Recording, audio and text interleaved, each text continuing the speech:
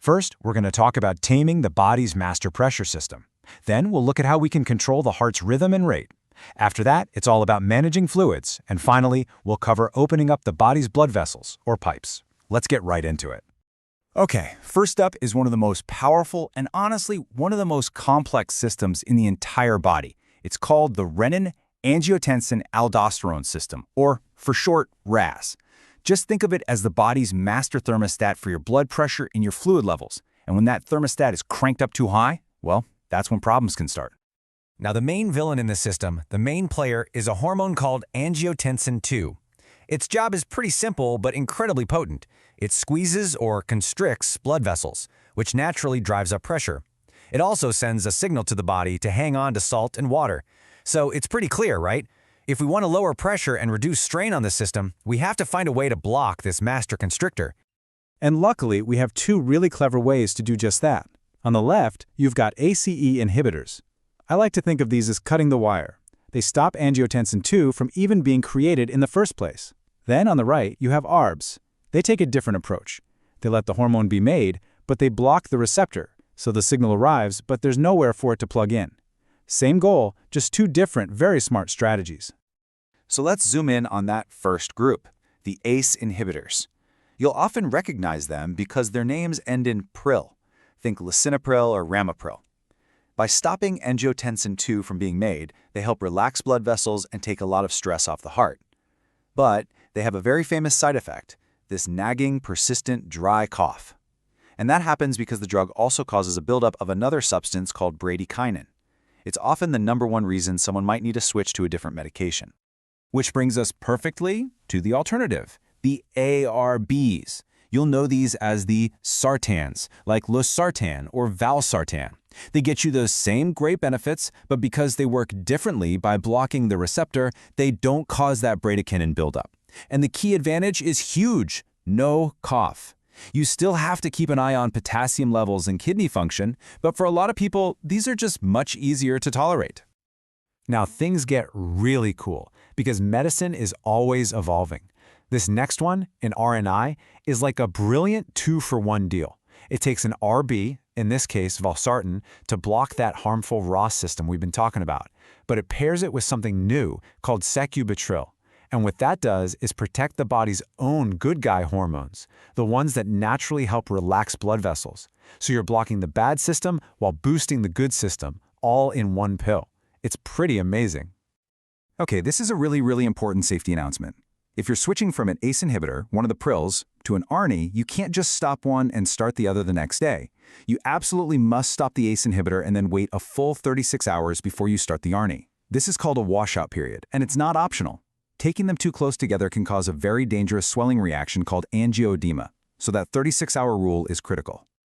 You know, there's actually one more layer to this whole pressure system. Another hormone called aldosterone gets triggered by angiotensin II, and it causes its own problems, like fluid retention and even scarring or fibrosis in the heart muscle.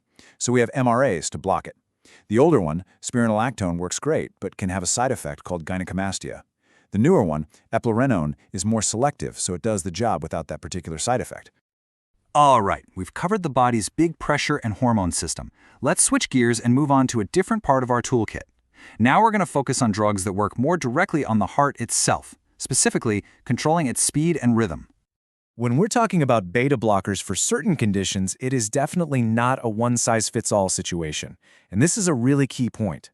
This slide shows the only 3 that have been proven time and time again in major studies to have specific life-saving benefits. Those are carvedilol, the long-acting form of metoprolol, that's important, and bisoprolol. It's a great example of how precise modern medicine has to be. So what do these drugs actually do? Well, you can think of them as a shield for the heart. They block the effects of stress hormones, like adrenaline.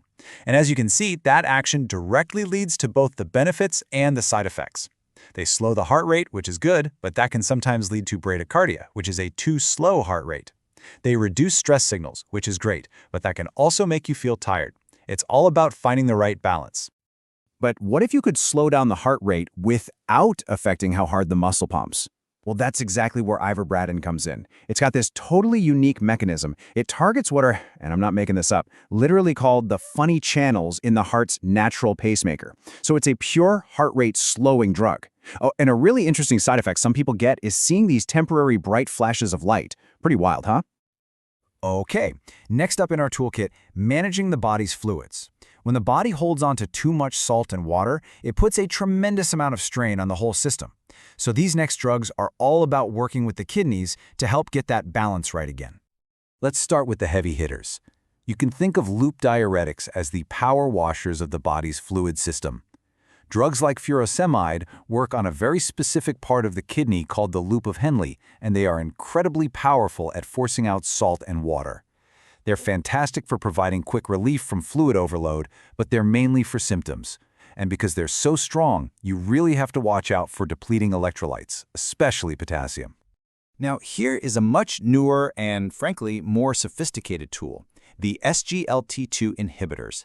These were actually developed as diabetes drugs, but it turns out they have these incredible benefits for the heart and kidneys too. They help the body get rid of sugar and sodium through the urine, which helps with fluid, but they do more than that. They actually seem to improve how the heart muscle uses energy. A real multi-tool. Okay, we're on to our final mechanism of action. Let's talk about directly relaxing the blood vessels themselves. I mean, if you think of the heart as a pump, it makes sense that if you make the pipes it's pumping through wider, its job gets a whole lot easier. This strategy is all about reducing resistance. And this is a classic 1-2 punch that does just that. It's a combination of two drugs. First, you have Hydralazine, which mainly works to relax the arteries. Those are the pipes leading away from the heart. Then you have nitrates, which work on the veins, the pipes leading back to the heart. So by working on both sides of the pump, you get this really comprehensive way to ease the heart's workload.